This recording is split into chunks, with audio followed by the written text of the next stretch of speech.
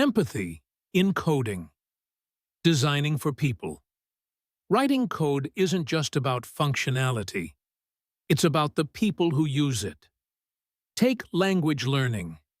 They didn't just create a language app. They understood that learners often quit when they lose momentum. So they introduced streaks and friendly nudges. That's empathy in action. Ultimately, the approach underscores the significance of understanding the emotional journey of learners and effectively addressing their needs. We've all experienced it, opening an app and feeling lost. When the COVID app launched, users struggled to log test results. The solution wasn't just code, it was simplifying the process. Empathy means asking how this feels for someone who's stressed or in a hurry. Moreover, building trust with users through transparent communication is key.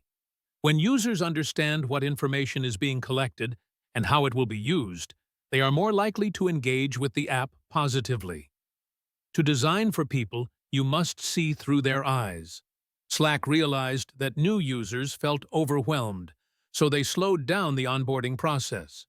Instagram learned that users hesitated to post, leading to better privacy settings.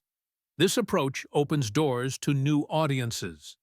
These examples demonstrate that understanding user behavior can lead to innovative solutions that open doors to new audiences. Empathy is essential, not optional. Headspace tests its app with beginners to ensure it's welcoming. Canva added an education mode after seeing teachers use it. But sometimes, empathy is overlooked, like when a ticket site hid seat maps, leading to lost sales.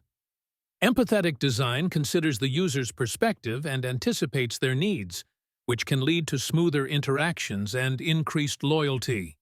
Incorporating feedback loops, user testing, and iterative design processes are all effective methods to infuse empathy into product development. Empathy in tech is about making things work for everyone.